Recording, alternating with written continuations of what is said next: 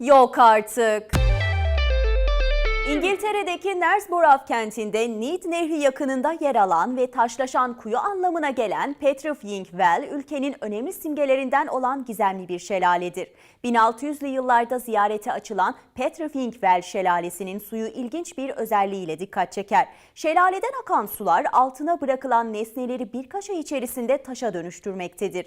Hatta şelaleyi ziyarete gelen insanlar taşa dönüşeceklerinden korktukları için suya dokunmazlar bile. İngiltere'de çok ünlü olan bu şelalenin etrafında taşlaşmış onlarca bitki, nesne ya da hayvan figürlerine rastlamak mümkündür. Petrifying Well şelalesinin nesneleri taşa dönüştürme sebebi ise suyun sahip olduğu yoğun mineral miktarıdır. Şelalenin taşlaştırdığı nesneler yakınlarda bir müzede sergilenmekte ve ziyaretçilere sunulmaktadır. Sergilenen eşyalar arasında en değerli ve en popüler olanı ise Kraliçe Mary'nin 1923'te şelaleyi ziyaret ettiği sırada bıraktığı bir ayakkabıdır. Şelalenin bu kadar ünlenmesinde etkili olan bir başka detay ise İngiltere'nin efsanevi kahini Shipton Ana'nın doğduğu mağaranın şelale yakınlarında yer almasıdır. Rivayetlere göre şelale etrafında yaşanan bu esrarengiz görüntü ve taşlaşan nesneler Shipton Ana'nın kuyuyu lanetlemesi ve büyülemesinden kaynaklıdır. Kehanetleriyle ünlenen Shipton Ana 1488'de taşlaşan kuyunun yakınlarında bir mağarada doğmuştur. Annesi ise doğum yaptığında sadece 15 yaşındadır ve bebeğin babası belli olmadığı için çocuğunu bir mağarada yıllar boyunca saklayarak büyütmüştür. Efsanelere göre bebekken cinler tarafından kaçırılan Shipton Ana bir baca içinde bulunmuştur. Shipton Ana biçimsiz vücudu, çirkin burnu ve kambur sırtı nedeniyle hep alay konusu olduğu için insanlardan kaçarak yaşamını genellikle ormanda geçirmiştir.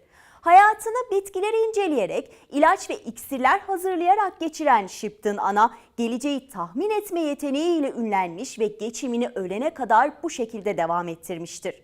Shipton Ana o dönemlerde pek çok hükümdarın ülkenin akıbetini önceden bilmiştir.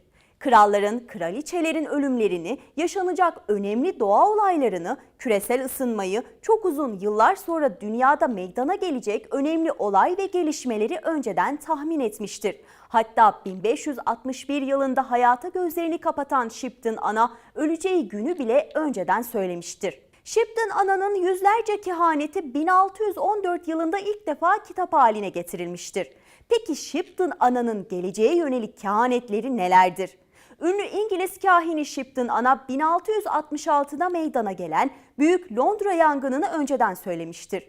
Suların üstünde demir yüzecek derken gemileri, resimler hareketlenip canlı gözükmeye başlayacak derken sinemayı, gün gelecek Fransa ve İngiltere birleşecek, krallar korkunç şekilde konuşacak, vergiler yükselip alçalacak derken de 1. ve 2. Dünya Savaşlarını kastetmiştir. Fransa'nın 3 kez kan dansı oyununa önce olacağını söyleyen ünlü kahin, halkın özgürlüğünden önce 3 zalim yöneticinin geleceğini tahmin etmiştir. Robespierre, Napolyon ve Pentain.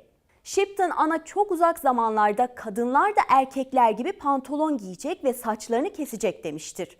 İngiltere'nin imkansız gibi görünse de bir Yahudi başbakan olarak kabul edeceğini söyleyen ünlü kahin aslında Benjamin Disraeli'yi işaret etmiştir. 3 uyuyan devin nefes alacağını söyleyen Shipton Ana, yanardağların uyanacağını bilmiştir.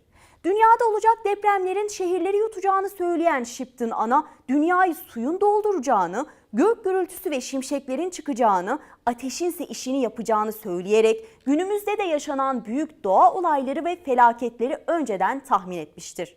Dünyanın çevresinde insanların düşüncelerinin uçacağını söyleyen Shipton Ana aslında telsiz telefonları, insanların suyun altında yürüyeceğini söylerken de aslında denizaltı gemilerini işaret etmiştir.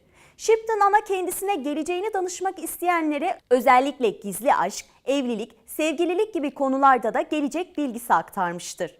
Atsız arabaların gideceğini söylerken günümüz otomobillerini anlatan ünlü kahin, dünyada susuzluk ve kuraklığın hakim olacağını, okyanusların yükseleceğini işaret etmiştir. İnsanın kuşlar gibi gökyüzünde uçacağı kehanetini ise uçaklar kanıtlar. Altın, dere ve taşlarda akacak, hem de bilinmeyen topraklarda diyerek Amerika kıtasının keşfini işaret eden Shipton Ana'nın kehanetleri arasında Türkler hakkında da tahminler vardır. Suda demir yüzecek, tahta kadar kolayca. Orada Türk oturduğu zaman bu ülkeler şiddetli bir çekişmede kilitlenecek. Birbirlerinin yaşamlarını almaya çalışacaklar. Böylece kuzey güneye bölünecek. Kartal aslanın ağzında, vergi ve kan, zalim bir savaşa girecek her mütevazi kapıdan diyerek Kurtuluş Savaşı'nı işaret ediyor olabilirdi. Gün gelecek dünyanın yarısı kana bulanacak diyen Shipton Ana, insanların dağlara kaçacağını, yumuşak ve kuru topraklarda rahat bir yaşam süreceğini ve yeni hanedanlığın hazinesi olacağını söylemiştir. İşte Shipton Ana ve çoğu gerçekleşmiş olan kehanetleri. Yok Artık serimizin bugünlük sonuna geldik. Bir sonraki Yok Artık'ta görüşmek üzere.